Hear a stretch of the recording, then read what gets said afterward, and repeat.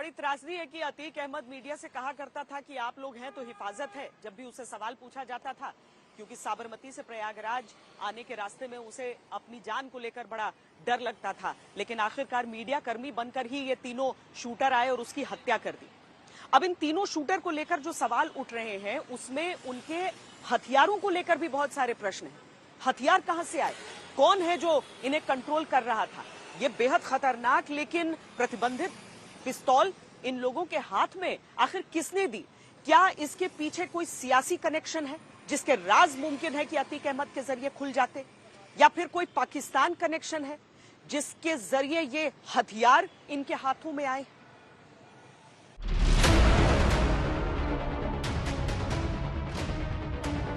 अतीक अहमद को गोलियों से किसने छलनी किया, इस सवाल के जवाब में सुंदर सिंह भाटी गैंग, पुरानी दुश्मनी, सफेद पोश करीबी का डर, फरार आरोपी और पाकिस्तानी कनेक्शन का नाम लिया जा रहा है।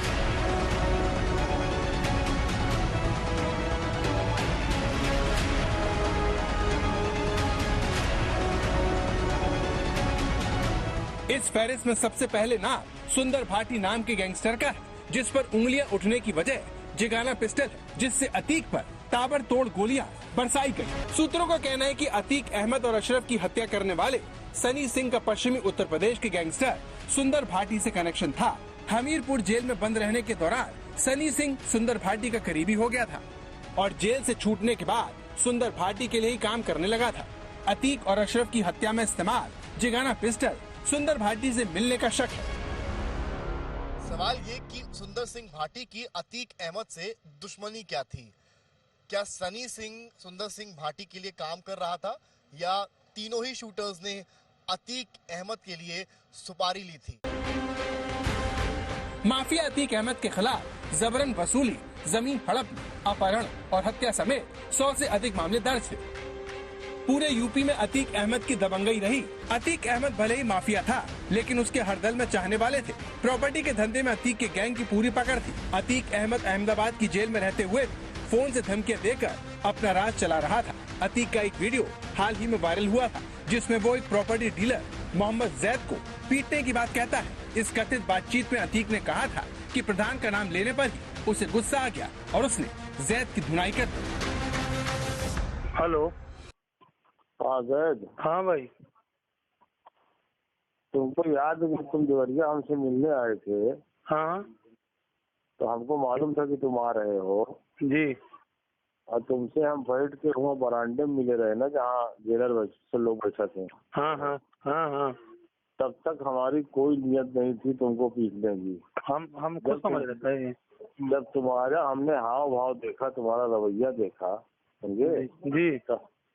तो क्या मतलब सिर्फ तुम्हारे रवैया पे खिसियाएंगे हम, मतलब तुमसे हम तुम नहीं सुन लो। हाँ हाँ। हम फिर कह रहे हैं हाँ हाँ कि तुम वही जैद हो जो हमसे पास आया और तुमको हम जमीन दे दिया रहा लाल बंगले के बिना पैसे के। हाँ हाँ हाँ हाँ। लेकिन तुम आबिद के यहाँ शादी करने के बाद तुम्हारा दिमाग इतना खराब हो गया था, समझे कि नहीं? न तुम फोन उठा रहे हो, न तुम कायदे की बात कर रहे हो।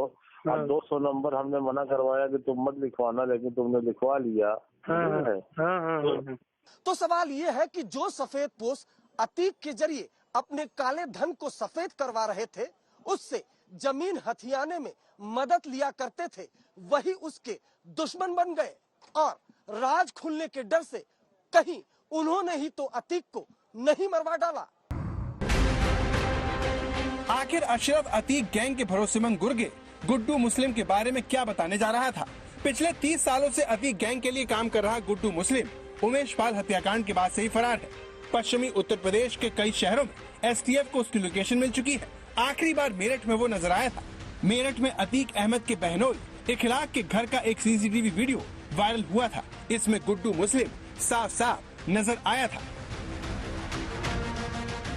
जुर्म की दुनिया में उतरने से पहले वो चिकन शॉप चलाता था। गुड्डू मुस्लिम को अतीक के गैंग में मुर्गी के नाम से बुलाया जाता था। वो हिस्ट्री शीटर श्री प्रकाश शुक्ल के साथ भी काम कर चुका है। गुड्डू मुस्लिम बाइक पर चलते चलते बम बांधने की कला में माहिर है। बम फेंकने में उसका कोई सानी नहीं है।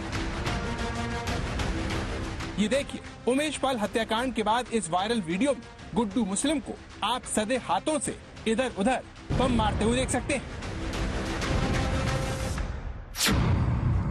राजूपाल मामले में गवाह उमेश पाल की हत्या 24 फरवरी को प्रयागराज में 7 शूटर्स ने की थी। यूपी पुलिस ने इनमें से 4 का एनकाउंटर कर दिया है। वहीं 3 शूटर्स अब भी फरार हैं, जिसमें गुड्डू मुस्लिम, साबिर और अरमान शामिल हैं। अतीक अहमद और उसके भाई ने पूछताछ में पुलिस के सामने कई राज खोले थे।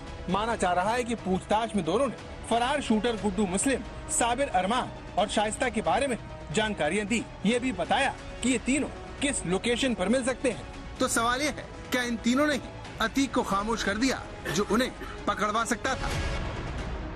एक एंगल आईएसआई का भी है। अतीक के पाकिस्तान से रिश्तों की भी पड़ताल हो रही है, जिसमें अतीक कबूल कर चुका है कि उसकी बॉर्डर पार से आने वाले हथियारों तक आसान पहुंच थी। यही नहीं, उसने आईएसआई के साथ लश्कर तैयबा से भी रिश्ते स्वीकारे थे। आशंका जताई जा रही है कि दोनों की हत्या के पीछे विदेशी हथियारों को खरीदने वाला नेटवर्क भी हो सकता है, जिसने पाकिस्तान और आईएसआई कनेक्शन की कड़ियां खुलने के डर से अतीक और उसके भाई को मरवा डाला।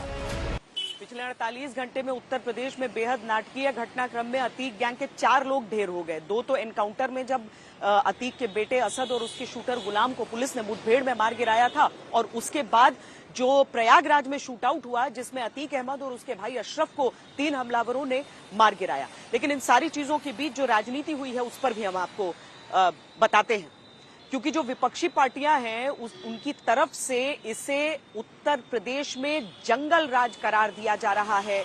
वहीं भारतीय जनता पार्टी के नेता और उत्तर प्रदेश के कुछ मंत्री इसे कर्मों का फल बता रहे हैं। ले जा रहे हैं, इनकी नीयत सही नहीं है, खाली परेशान करना चाहते हैं, मारना चाहते हैं।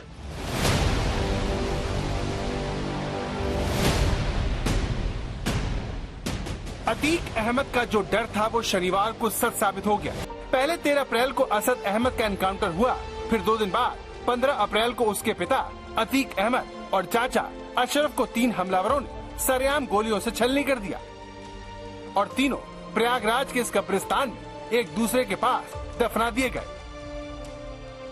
जिस तरह से पुलिस की कड़ी सुरक्षा के बीच मीडिया के सामने जिस अंदाज में अतीक और अशरफ की हत्या हुई, उसने यूपी सरकार को सियासी हमलों के केंद्र में ला खड़ा किया। उत्तर प्रदेश में बीजेपी की सरकार रूल ऑफ लॉ के तहत सरकार को नहीं चला रही है, बल्कि रूल बाय गन को चला रही है। मेरा मानना है कि वो तरीका है, ये तो बहुत आसान काम है जो यूपी में हो रहा है, वो बहुत आसान काम है। और पुलिस उस वक्त क्या कर रही थी कि जब कनपट्टी पे सटा के किसी ने गोली मार दी। पुलिस के घेरे में अगर हत्या होती है किसी गुंडे की, तो ये लॉ एंड ऑर्डर के ऊपर एक बहुत बड़ा सवाल खड़ा करता है। अतीक और अशरफ के मर्डर की न्यायिक जांच के आदेश दे दिए गए हैं, लेकिन इस डबल मर्डर के कई सियासी मायने हैं, जिसका असर यूपी नहीं देश की राजनीति पर आने वाले वक्त में पड़ेगा।